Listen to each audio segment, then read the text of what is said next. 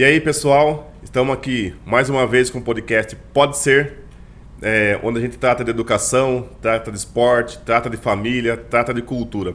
Hoje, duas pessoas que eu conheço há muito tempo, duas professoras, duas coordenadoras pedagógicas e duas irmãs, minhas queridas, Keke e Kekezinha, minhas amigas, minhas irmãs. São professoras igual eu, uma trabalha em Jundiaí, uma trabalha em Louveira, mas eu vou deixar que ela se apresente. Fabiana. Boa noite. Fabiana, como ele disse, a gente se conhece há bastante tempo. Os cabelinhos brancos não me deixam mentir. Sou da área de educação e recentemente estou atuando na coordenação pedagógica da cidade de Louveira, cidade que eu amo de paixão. Juju.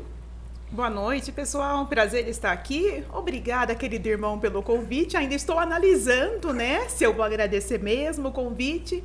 Mas, enfim, conheço ele há bastante tempo mesmo. Sou professora, atualmente na função de coordenadora pedagógica. Amo a minha cidade, amo a minha família. E vamos ver o que nos espera desse podcast, gente? É emoção. Vamos que vamos. Hoje, assunto de família, assunto de educação. E a gente vai... Não tem nem pauta, gente. Vocês têm noção, hoje a gente não tem nem roteiro. É verdade. Perguntei se elas queriam que fizesse alguma pergunta, não responderam. Vai do jeito que vier. Então, assim, quando criança, a Fabiana queria ser professora já. Um dos presentes que ela pediu para a mãe foi uma lousinha. É verdade. Conta um pouco de como que era a brincadeira com as meninas da rua, com as crianças da rua lá na Josefina. Era intensa. Eu realmente era a tia da criançada, Sempre gostei muito de ensinar, de participar desse momento com a criançada. E eu achava que desde aquela época a interação, a aprendizagem já era importante. E era uma forma também de contê-las, Porque aquelas criançadas tinham muita energia, E naquela época eu achava que eles tinham, estava enganada. Mas, enfim, agora tem mais, Você caiu na realidade, filha? Mas realmente foi um despertar daquela vocação, que eu acho que é uma vocação, estar nessa profissão, que foi despertada desde muito cedo. E Juju? Eu também, sempre sonhei em ser professora. Tive também um sonho de ser jornalista, mas... Tá aí agora, microfone, fone, Pois aí, realizado. Entre ser jornalista e ser professora, até por questões financeiras, eu acabei descartando a opção jornalista e fui para o magistério, sou do tempo do magistério. Não me arrependo, porque eu amo a educação, eu amo a profissão que eu tenho, e eu acho uma profissão muito honrada, muito digna, embora não tão valorizada, mas é uma profissão que eu amo demais. Sim. E eu, já que vocês vão fazer pergunta, eu faço pergunta para mim mesmo. Isso!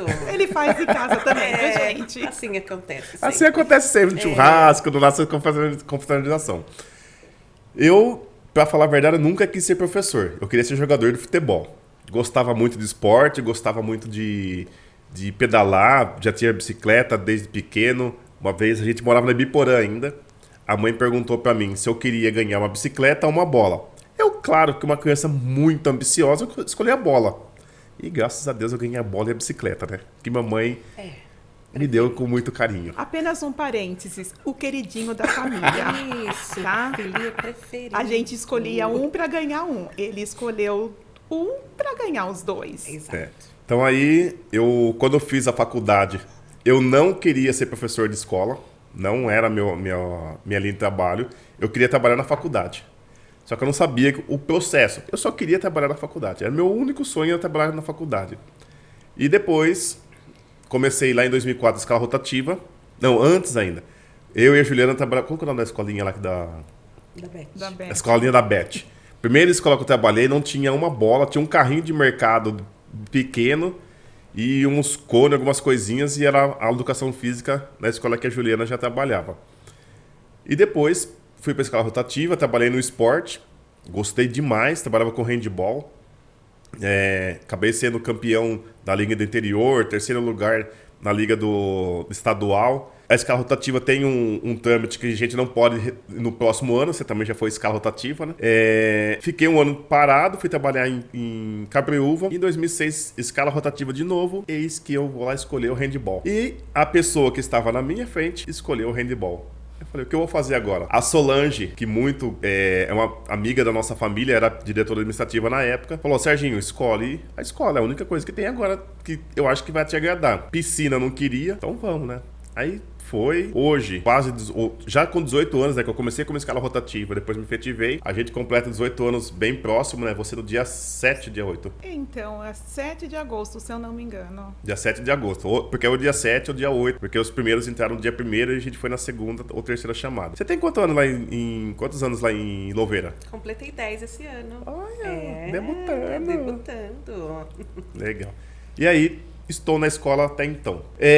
O que vocês acham que falta na educação hoje? Tanto em Louveira como Jundiaí ou no Brasil? Vamos definir o território, mas o que falta na educação, do modo geral? Pergunta difícil, né? É uma pergunta difícil, é uma pergunta abrangente, porque as políticas públicas em relação à educação tem muito ainda a agregar. A gente sabe que é um campo, né? A gente sempre diz, todas as profissões passam pelas mãos dos professores. Sim. Então, assim, é muito abrangente realmente essa área. Bom, ela falou das políticas públicas e, de fato, é um complicador, né? Falta muita valorização da nossa área. Infelizmente, até mesmo de alguns funcionários mesmo que estão relacionados à educação, não dá o devido valor que a educação tem. Falta parceria em alguns momentos das famílias. E, infelizmente, eu acredito que até por conta da pandemia, as pessoas acabaram deixando muito o pensamento coletivo. E isso é um complicador para a gente. Porque nós, por exemplo, enquanto escola, eu agora na função de coordenadora pedagógica, eu tenho mais de 300 crianças lá na escola. Então, são 300 famílias que direcionam essas crianças, que dá o apoio para essa criança. Quando uma família chega com uma queixa, ela tem só a visão do seu filho. Ela não consegue enxergar o coletivo, enxergar o todo.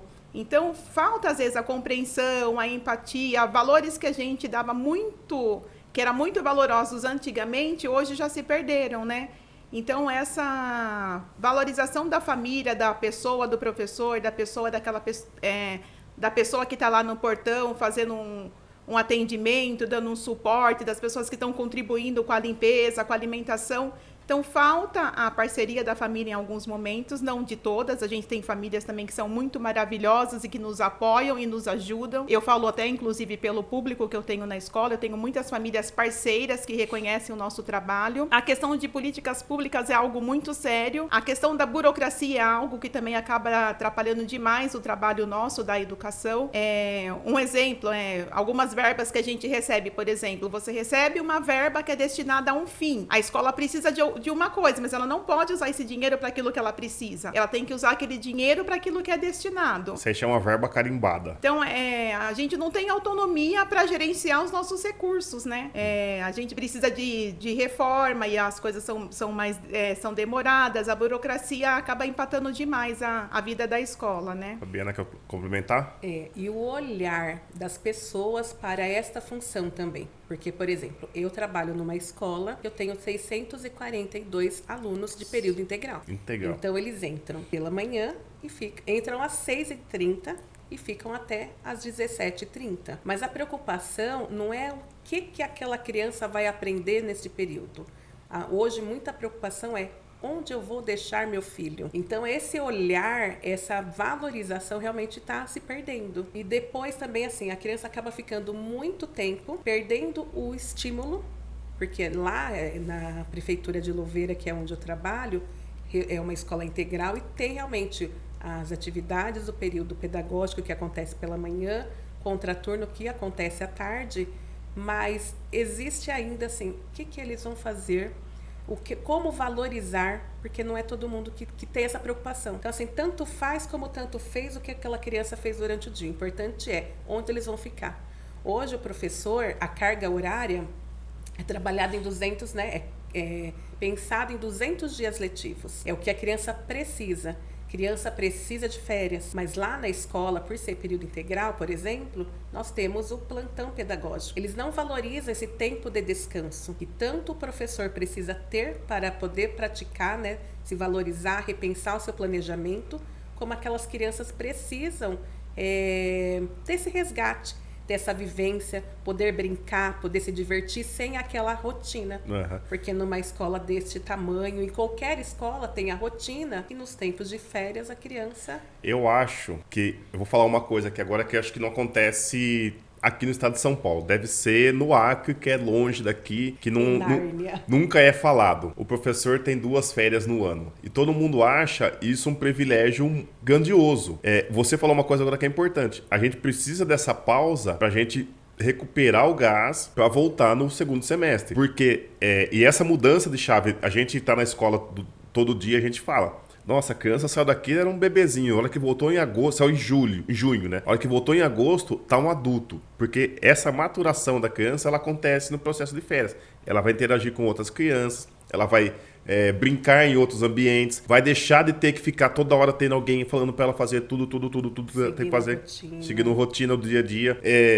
Ela vai fazer algo livre. Então, não é um privilégio ser professor, ter 2 férias ao ano. É uma necessidade biológica, é uma necessidade fisiológica que a criança, o professor precisa. Por quê? O médico, ele trabalha com muitas pessoas, mas ele atende 1 a 1. Na empresa, você trabalha com muitos recursos, mas você trabalha no seu ambiente. Na escola, a gente está atendendo 30 ao mesmo tempo. E 30 pessoas diferentes. Então, é muito necessário essa pausa, né? É o recesso que a gente fala, que é o desligar. Você desliga a chave da escola e volta com muito mais gás para se dedicar ao segundo semestre, né? E por falar nisso, tá chegando! O recesso tá aí, né? É verdade. Você comentou sobre as 2 férias no ano. A Faculdade de Pedagogia é uma das faculdades mais baratas que tem hoje. Infelizmente, muitas pessoas acabam aderindo ao curso por conta do valor. Sim. E pelos privilégios, né, entre aspas, da profissão. Porém, são 2 férias ao ano. Porém, só entra e só permanece nessa profissão quem realmente trabalha com amor. Quem é engajado nessa profissão. Quem quer fazer a diferença na vida das crianças. Porque precisa muita doação, muito engajamento, muito estudo. Não dá para você entrar com aquele conhecimento da faculdade e falar que não precisa, eu sei de tudo. Porque as crianças cada dia mais... são muitos desafios, né, na verdade. Cada criança com suas particularidades. Hoje a gente vê muitos transtornos, muitas crianças, muitos déficits que a gente precisa realmente estar estudando para estar dando o melhor para que essas crianças de fato precisam. Só antes, Pode ir. Como é o meu hábito, né, de te cortar, isso acontece em casa porque também, tá, gente? Só ele fala. Então assim, me chamou, então deixa eu fazer a minha participação. Algo que eu acho assim que também é extremamente fundamental é que o mundo enxergue as pessoas que estão dentro das escolas, sem todas as pessoas, como pessoas e não apenas como profissionais. Aquele aluno, aquele estudante, ele é um estudante, mas ele é uma criança. Então, ela não pode ser vista só como um número, porque às vezes tem a visão de apenas números. Aquele profissional, ele é um profissional, mas antes de ser um profissional, ele é um ser humano que tem uma vida particular, que tem seus problemas, que tem seus anseios, assim como acontece com as crianças, né? Às vezes acontecem situações que julgam, né, a criança. Mas esquece que o lugar dela é enquanto criança, família querendo, adulto mesmo, querendo brigar com criança de alguma situação, algum conflito. E esses conflitos nas escolas, eles são importantes para o amadurecimento da criança, para que ela desenvolva as competências que precisa. Então, as pessoas que estão de fora da escola precisam enxergar todos da escola como um ser humano, como pessoa. Antes de qualquer coisa, são pessoas que estão lá, sendo elas os adultos ou as crianças. E a Fabiana tocou no assunto de estudo, né? Da continuidade do estudo. Os nossos pais, GG e Lelê, eles têm até a 4ª série do ensino fundamental. Não tiveram oportunidade na época deles de estudar, fizeram de tudo para que a gente conseguisse ir para a escola. Nós 3 estudamos em escola pública, nós 3 estudamos na Joceni. Depois eu saí, fui fazer Senai, A Fabiana foi fazer pedagogia, contábeis. Você foi fazer magistério, letras e magistério, né? Hoje, quais são as suas especializações? Você é formada em quê? Seu currículo. Eu me especializei principalmente na área do atendimento à criança com dificuldade, com deficiência intelectual. Por quê? Porque dentro das escolas a gente tem muitas... Dentro de uma mesma sala de aula, por exemplo, eu tinha que entender como fazer essa sala avançar num mesmo ritmo, quer dizer, no mesmo ritmo no sentido de ninguém ficar para trás. Mas eu tinha que entender que cada ser é um ser diferente do outro. Adequar a situação a cada um. Adequar as situações. Então, para isso, eu preciso realmente entender as fases do desenvolvimento de cada criança, me aprofundar no que eu posso, no que ele pode, até onde ele pode chegar, recebendo os estímulos, né, que eu posso oferecer. Então, assim, resumindo, acabei me misturando as situações aqui. Mas, assim, pensar nas potencialidades que eu posso chegar com cada criança. Então, assim, o que eu posso, de fato, oferecer para que todos avancem, para que nenhuma criança fique para trás. Principalmente as crianças de inclusão. Porque temos apoios em salas de aulas, mas a gente sempre pensa, nossa, todo mundo precisa de um apoio? Não. Muitas famílias querem um apoio em sala de aula, porém, muitos eles têm condições. E a gente acaba limitando o que eles de fato são capazes de fazer. Então, por exemplo, lá na escola sempre chega, estou lutando por um apoio. Eu falei assim, mas, por exemplo, o pai pega uma agenda e coloca na mochila. Eu falei, viu, ele dá conta, né? Vamos estimular, vamos fazer a pega do lápis. E às vezes a família até se surpreende. Ele fala assim, ele faz isso aqui na escola? Faz. Por quê? Na escola faz, né? Faz. E tem muitos casos que ele acaba não acreditando, mas por quê? Porque a gente estuda para aquela área específica. A família, às vezes, elas não sabe realmente como lidar com essa situação. Então, essa área do desenvolvimento, para mim, ela é primordial. Tá, mas você tem faculdade de pedagogia, o que mais? Eu iniciei na faculdade contábil. Aí, né, porque eu comecei a fazer magistério, precisei parar na época, né, desistir. Fiz a faculdade de pedagogia e depois eu fiz vários cursos de pós-graduação. E isso não estava no script, né? Não. Porque eu fiz tantos cursos, gente, que nem eu lembro de fato o que eu fiz. Mas cada um e muitos cursos de aperfeiçoamento. Muitos mesmo. Porque, principalmente hoje, o meu foco é fluência leitora. Porque as crianças, principalmente, hoje eu estou na coordenação, mas eu sempre escolho turmas de segundo ano. E eu amo ver crianças fluindo na leitura. Então, como engajar? Né? Hoje mesmo eu estava ali na minha bolsinha com um livro da Sandra Pugliese, que é a leitura oral e fluência leitora. Porque as crianças elas precisam melhorar a fluência para elas dar conta das atividades propostas futuramente. Porque hoje em dia, criança no primeiro ano ela escreve muito bem, no segundo ano ela escreve muito bem, só que chega terceiro, quarto e quinto, essa vontade para. E por que para? Porque elas não são fluentes. Então, os textos mais complexos, elas não dão conta de resolver. Então, assim, começa a ficar mais difícil, né? Eu trabalho com a complexidade. Eu quero que as crianças voem e fluem realmente na leitura. Esse é o meu objetivo como professora, porque assim, a função da coordenadora pedagógica é estar próximo do professor acompanhando esse processo. Verificar se os professores hoje estão usando as técnicas adequadas para aquele avanço, de acordo com as habilidades que eu quero atingir. Porque não adianta a gente simplesmente, como que eu vou dar aula? Vou pegar um monte de folhinha na internet e vou fazer acontecer. Não acontece. Tem que ser atividades pensadas estrategicamente, de acordo com as habilidades que eu quero desenvolver. E isso não dá para fazer de qualquer jeito, só através de muito estudo. Então, assim, hoje tem professoras excelentes na internet, que é aquela coisa, eu estou em casa no sofá e acaba vindo aquele monte de informação e eu estou sempre lendo para poder ajudar. Pode ter certeza que ela está lendo, mas com leite condensado do lado. E morando, cara. Essa é a minha especialidade. Você, magistério e? Eu fiz o magistério, depois eu fui para letras, pedagogia e psicopedagogia. E aí é aquilo, né? O professor nunca para de estudar, então você vai se atualizando com cursos, com outras coisas, mas de oficial, diploma, são esses. A gente que tá na carreira acadêmica, carreira pedagógica, né? Dentro da escola, a gente não para de estudar. Porque é o que a Fabiana falou. Dentro da sala tem os diferentes. Esses dias eu tava conversando com uns amigos e a gente tava falando. No time de futebol, tá a torcida do mesmo time. Na igreja, tá o pessoal que comunga do mesmo credo. Você vai num centro, são as pessoas que gostam daquele meio de conhecer. Vai num grupo de motociclistas, são aquelas pessoas. Que nem eu gosto de pedalar. Então, é a galera que gosta de pedalar. Na escola, não. Todas as crianças, por lei, elas precisam estar na escola a partir dos 4 anos. Queira ou não queira. Isso é uma lei. Senão o tutelar vai bater na porta e vai chegar lá. Eu tenho amigos que são conselheiros, a gente conversa com os conselheiros das escolas. Você que trabalha aqui em Jundiaí, você tem, acho que o conselho 1 que atende vocês lá, na região de vocês, não sabe? Não sei qual que é o conselho. É porque agora são 3 conselhos, né, em Jundiaí. Mas eu acho que pela região deve ser o conselho 1, que é mais perto ao centro da cidade.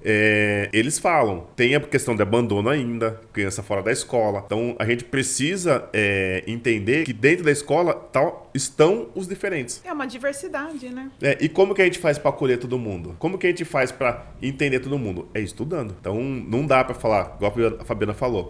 Eu vou lá para 2 férias, trabalhar meio período, final de semana tô em casa, mas não é assim. A realidade do professor, ela é difícil. Principalmente no começo de carreira. Quando eu comecei, eu tive que comprar um monte de livro com meu dinheiro. A prefeitura não me deu nenhum livro, um dinheiro a mais para eu comprar os livros. Eu tive que correr, porque eu escolhi estar lá. Então, acho que a gente tem que entender o nosso papel dentro da escola e se dispor a avançar. Porque numa empresa, você não chega a um cargo de gerência se você não estudar também dentro do seu trabalho. Se você fizer entrei como boy e vou fazer só o serviço de boy, levar aqui, levar ali, você não vai. Você vai morrer sendo do boy. Tem que estudar sempre, né? Exatamente. E por isso que hoje é muito importante o papel dos estagiários que estão na escola buscando conhecer um pouquinho da vivência, né? E deixar realmente que eles atuem. Que eles conheçam a realidade de sala de aula e que a gente possa oportunizar para eles a experiência de estar numa sala de aula com tantas diversidades. Vou falar um pouco de família. Momento medo. Momento medo. Não estava no script, né? Nós já comentamos. Não tem script, não filha. Tinha, né? Não tem script. Assim, a gente veio de uma família humilde. O pai trabalhava em Belo Horizonte, depois começou a trabalhar em Paulínia. Nós viemos para Jundiaí. Eu cheguei primeiro, porque eu sou o mais velho. Muito mais velho, os cabelos, né, não negam. Ensinei você a andar de bicicleta. Rodei peão na sua cabeça. Ralei todo o meu joelho, não vou mostrar, porque fiquei delicado, né? Mas assim, fala um pouco da infância. Como que vocês lembram da infância? Além das aulas para segurar as criancinhas da rua. Juju, a mais nova, fala depois. Eu lembro do meu quintal. Que eu morava na última casa da rua. Você lembrou, Juliana? Da rua. Não, do meu quintal, Serra do Japi. Você não sabe. A gente lembrou de um certo bode. Serra do Japi, cipó na casa do italiano, Pedra da Baleia, escorregar com papelão ali no morro, que era morro mesmo, era né? morro. Onde a gente Bananeira. corria, onde a gente se divertia. Hoje eu entendo, hoje eu tô correndo também, tá? Sou treinadora não, sou corredora. Eu não podia ter ficado sem falar essa, né? Só que naquela época eu também corria do chinelo da minha mãe, porque ela tinha... Nossa, gente, ela... Ai, meu Deus, a minha infância foi linda. Não vou contar os detalhes da minha mãe, porque ela vai ver esse podcast. Na televisão? Pois é, na televisão. Mas foi uma infância sensacional, onde a gente realmente... Fizemos muitos amigos que até hoje, né, temos no coração, temos o aconchego, é aquela pessoa, né, tudo de bom. Vila Josefina, amo vocês. Rua 4, né? Arnaldo Pive. Arnaldo Pive. Amo. É muita coisa boa para contar. Eu também não tenho queixas da minha infância. Eu brinquei muito na rua, brincava de batizado, brincava de açougue, brincava de taco, brincava de bolinha de gude no nosso quarto, no quarto do meu irmão, que inclusive a gente levantava o carpete, fazia os buracos, até que um dia minha mãe descobriu. Mas a gente brincava e brincava muito. Além das brincadeiras, desde pequena a gente tinha as obrigações obrigações dentro de casa. Muitas. Que minha mãe sempre foi muito correta com isso, no sentido de nos ensinar mesmo, preparar para a vida. Então, a gente podia brincar, mas a gente tinha as nossas obrigações. Inclusive, aproveitando que é um momento de família, vou compartilhar com vocês uma situaçãozinha. A minha casa, a gente era organizado, né? Então, eu tinha a minha semana de fazer a janta e a minha irmã tinha a semana dela de fazer a janta, por exemplo. Eu não tinha. Digo para vocês Privilegiado. que na semana da minha irmã sempre acontecia alguma coisa que ela não conseguia chegar a tempo. Então, eu fazia a janta, o tempero, seja lá o que for, na minha semana e parte dos dias da semana dela. Mas mesmo assim foi ótimo, porque foi uma infância muito feliz, a gente brincava muito entre a gente, brincava, brigava, se resolvia e sempre tive assim o carinho e o apoio dos meus pais, que são pessoas muito importantes na minha vida, e família para mim é o bem mais precioso, eles são o suporte para todo sempre. Você falou de brincar de taco, né? Eu lembrei de uma vez que eu tava jogando taco. Vocês duas tinham ido com a mãe pro centro da cidade. E eu tava jogando taco na rua de trás de casa, na rua de terra lá, né? A rua do bote. Aí a gente tava jogando taco lá. E uma bolinha caiu em cima de casa. Ah, sim. Aí É verdade. começou a chover. A mãe não tava em casa. Tinha tirado a cortina. Eu me enrolei nas cortinas pra ficar lá passando frio. E choveu. E o que aconteceu? Caiu uma parte do telhado em cima da cama da Fabiana. Pois é. O carpete alagou tudo. Foi daí que arrancou tudo o carpete de casa. Exatamente. E na minha época eu achava que era por conta da minha rinite. Mas não, era para passar pano para o seu Serginho. Ok. Né? Está guardado na minha agenda. Anota aí. Está anotado. Nós falamos um pouco do cenário da educação no modo geral, né? Aqui em Jundiaí, nós temos uma condição de trabalho boa, se a gente for comparar no cenário nacional, mas que a gente também é bem exigido por conta da demanda. Eu vou começar com Louveira, a demanda de trabalho, porque de Jundiaí eu sei que a gente tem uma demanda muito grande de trabalho por conta de tudo que a cidade oferece, de todos os projetos que tem. Como que é lá em Louveira? Como que é distribuída a questão de projeto? Como que é a semana do professor? Como que organiza lá? A Semana do Professor realmente é um momento preparado pela Secretaria da Educação, onde é valorizado de fato o professor. Para esse ano eu não sei exatamente o que está sendo planejado, mas vou contar um pouquinho do que aconteceu no ano passado. No ano passado, né, a gente sempre fala em valorização dos funcionários, dos professores. Então, houve inscrição para os professores que quiserem compartilhar suas práticas. Fizeram umas inscrições, cada um optou por uma oficina e a gente se organizou em 2 escolas. Então, nesse dia, realmente foi um dia que não houve não houve plantão pedagógico. Então, esse momento foi voltado para o funcionário. O plantão O plantão pedagógico é porque, assim, tem as emendas de feriado. Emenda de feriado, não. Existem momentos em que o professor não tem aula, o professor, né, não está trabalhando dentro dos 200 dias letivos, mas existe o plantão. Que nem férias. Os professores pararão 15 dias. Mas acontecerá o plantão pedagógico, que é atender essas crianças com os profissionais de apoio ou com os monitores. Mas voltando para a Semana da Educação, essa semana não tinha criança. Então, foi atividades voltadas realmente para o funcionário.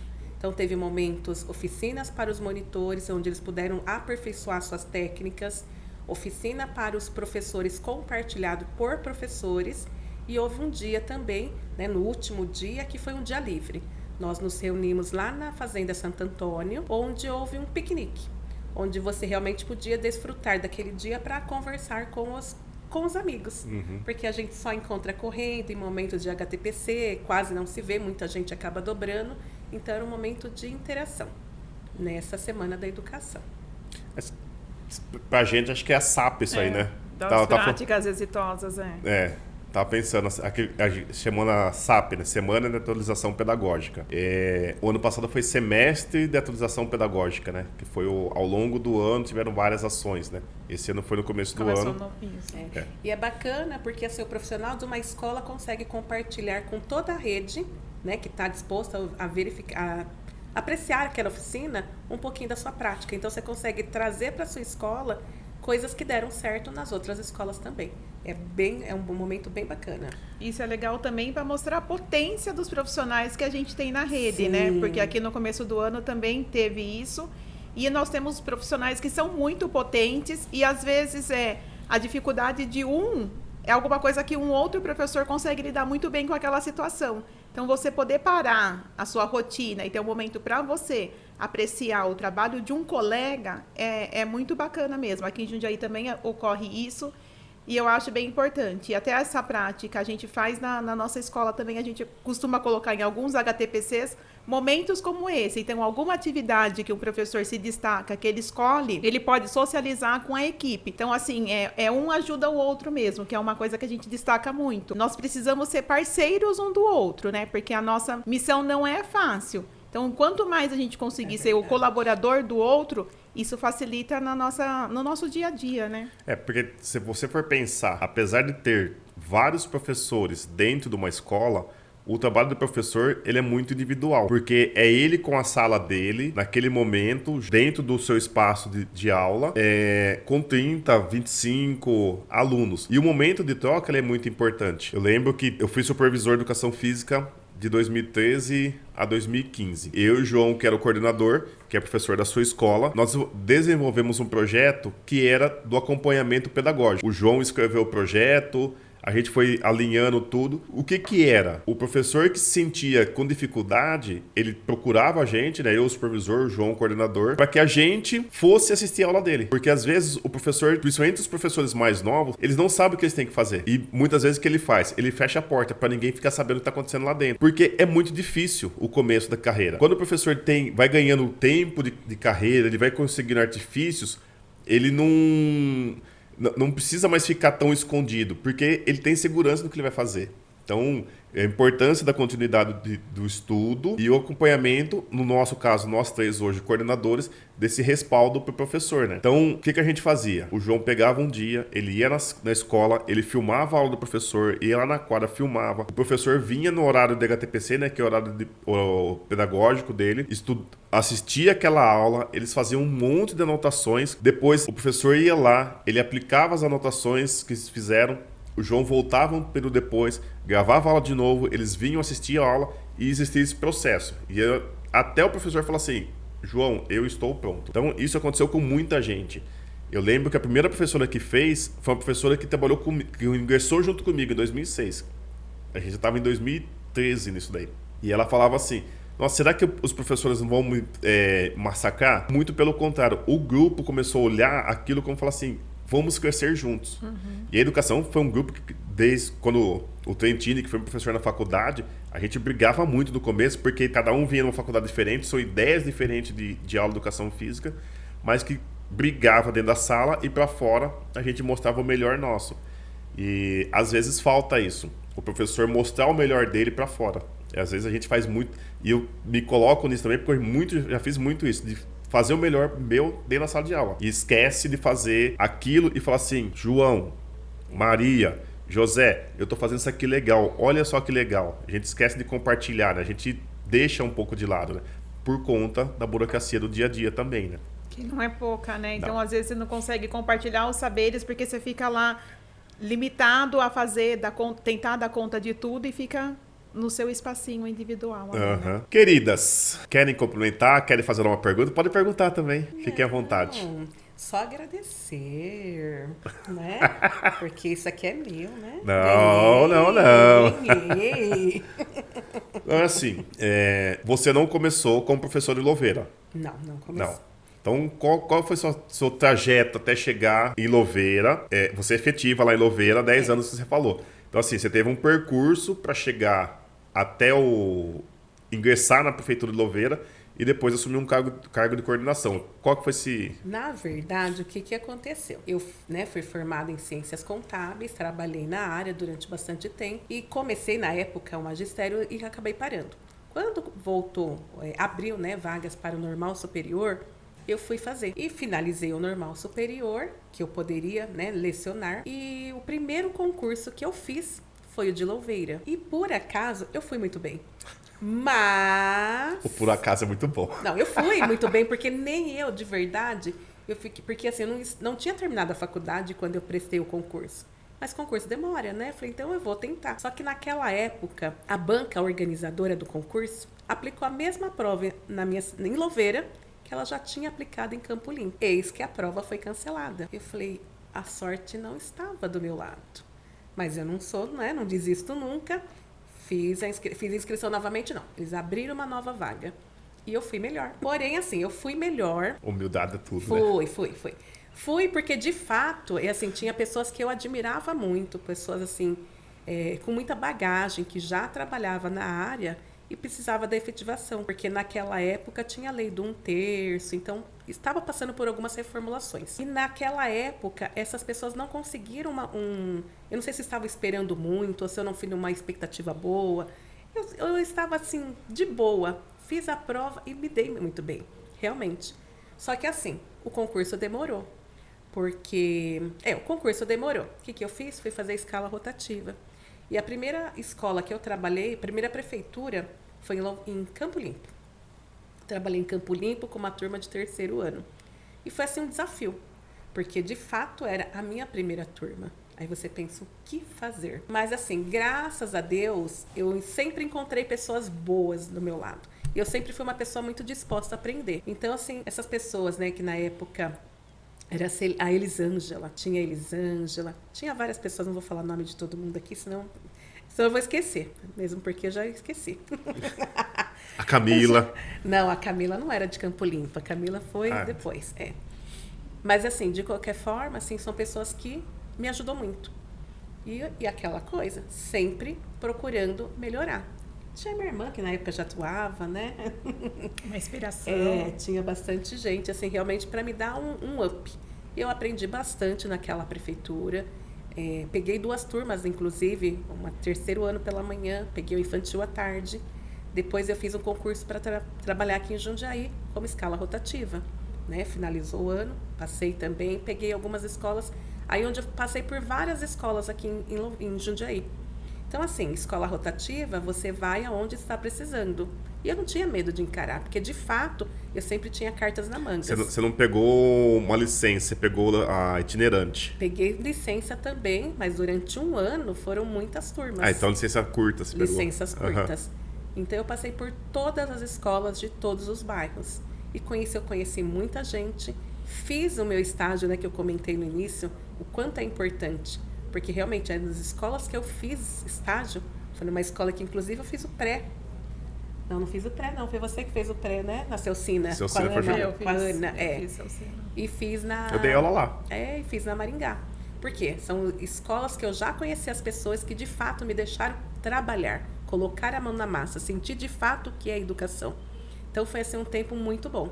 Aí eu trabalhei em todas as escolas de Jundiaí. Aí naquele ano eu fiquei pensando, fazer ou não outro concurso, porque eu tinha plena certeza de que eu seria chamada em Louveira. Trabalhei em Louveira durante 10 anos, a minha primeira turma foi de 1º ano, fui chamada em 2014, foi 1º ano. Eu falei, meu Deus, alfabetizar. Só que, como eu sempre disse, tinha pessoas maravilhosas que foi assim meu apoio. E eu fiquei na sala de uma professora que estava na coordenação. Uma professora super organizada. Então, assim, ela me serviu de espelho, de exemplo. Então, se hoje eu sou, assim, organizada, eu consigo ter foco no meu trabalho, consigo me dedicar bem, foi por conta daquela base, que sempre foi muito bem estruturada. Alicerce é tudo, né? Alicerce é tudo. E naveguei aí pelos primeiros anos, pelo 2º, 3º. Na época da pandemia, eu optei por pegar 4º ano. Por que 4º ano? Porque minha turma anterior era 3º. Através da pandemia, a gente faria aulas online. Então, um grupo de pessoas que eu já conhecia. Então, meu primeiro momento foi, vamos montar, manda as fotos para mim dos alunos novos, criamos os grupos e a partir dali a gente começou a fazer um trabalho bacana também, através do celular. Como eu disse, eu adoro fazer a criança fluir na leitura. Eles gravavam áudios de leitura e me mandavam.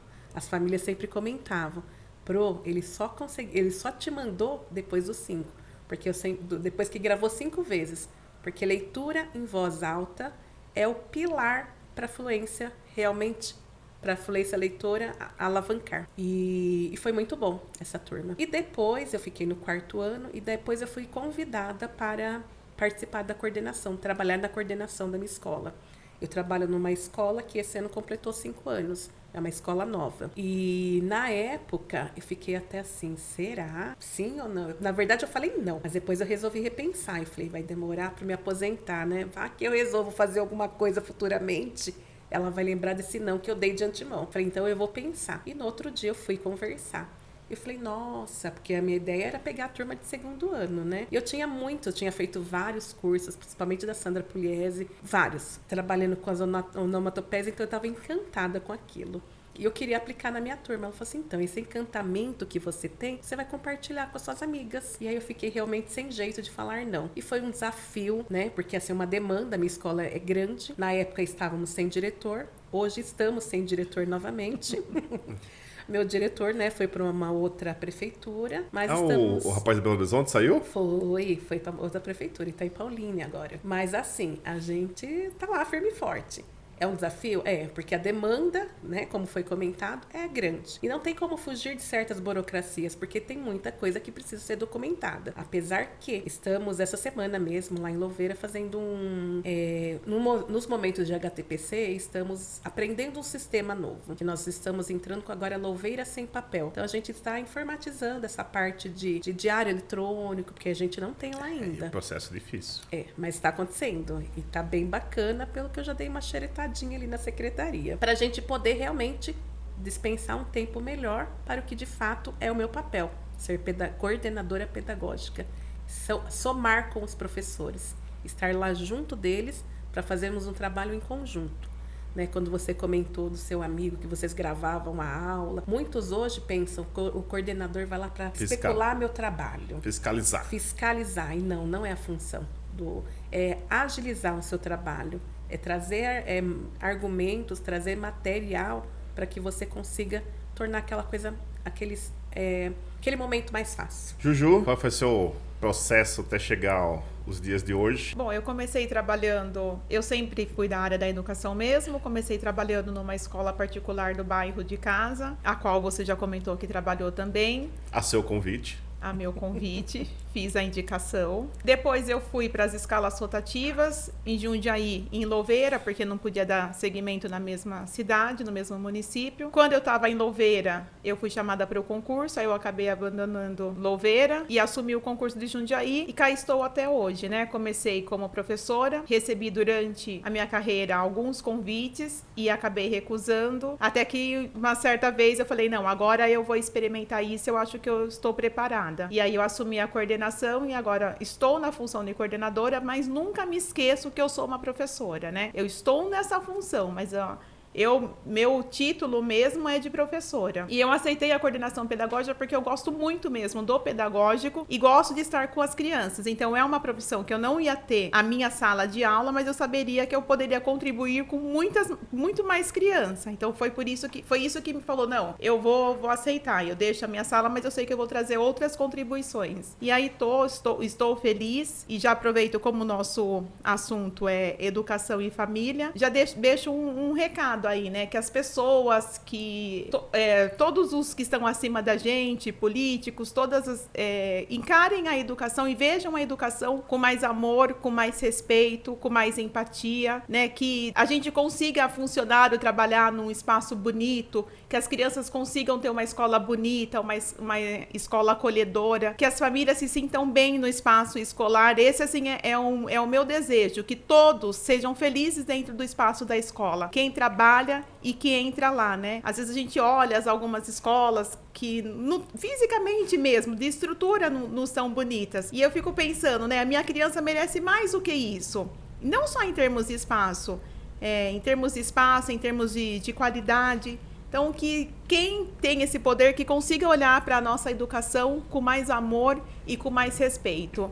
Os profissionais merecem, as crianças merecem e as famílias merecem. Esses dias, nós três fomos lá no Anchieta, porque a Bianca, sua filha, estava fazendo o TCC dela e ela falava sobre brincar. E enquanto elas estavam defendendo o trabalho delas lá, eu comecei a lembrar do que eu escrevi. Eu fui buscar na hora, porque eu não lembrava o ano que foi. Em 2010... eu fiz um trabalho justamente sobre brincar. E no começo do trabalho, quando começo a escrever o trabalho, eu coloco: existem escolas que foram construídas para serem escolas e existem espaços escolares. Então, a gente precisa olhar mesmo para o espaço escolar. Ser digno de quem vai estar lá dentro. Nenhuma empresa fica caindo aos pedaços. A gente precisa dar dignidade para quem está lá dentro, porque, como já foi falado lá atrás, nós somos seres humanos. A gente tem vida, a gente tem uma vida fora da escola e a gente precisa dessa dignidade.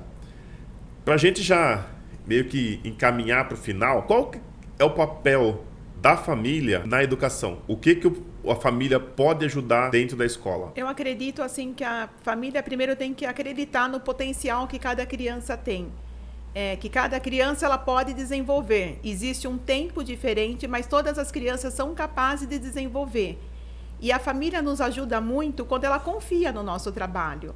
Então, às vezes vem alguns pais com dúvidas, isso é muito bom para a gente, porque é isso. Se eu estou com alguma dúvida, se eu não estou acreditando em alguma coisa, se eu estou desconfortável com alguma coisa, procura, porque a escola e a família, elas são parceiras. O que a gente não pode perder o foco é assim, a escola está lá para garantir que a criança se desenvolva em todos os aspectos, os cognitivos, os emocionais. Não é uma escola que ensina para a criança estar lá no mercado de trabalho. É uma escola que ensina para a criança saber conviver com o outro, desenvolver suas habilidades emocionais, cognitivas. Então, eu acredito muito no papel da família como uma parceira mesmo. Eu vejo as minhas famílias como parceiras. Eu geralmente faço a saída da escola e eu me sinto feliz em abrir o portão, receber as famílias, conversar um pouquinho com elas, porque eu enxergo eles como meus parceiros. E quando alguma coisa não está bacana, seja da escola em relação à família ou a família em relação à escola, precisa procurar e procurar com tranquilidade. Porque a gente tem que pensar qual é o nosso foco? É a aprendizagem da criança, é promover o melhor para a criança. Então, quanto em melhor sintonia estiver a criança, a escola e a família, a criança vai se sentir confortável, segura e acolhida naquele espaço. E aí tudo vai desenvolver, tudo vai fluir. Fabiana? Não, realmente é isso. Parceria, confiança no trabalho do professor, nos apontamentos feitos pela família, pela escola, porque, como eu disse, a minha escola é integral.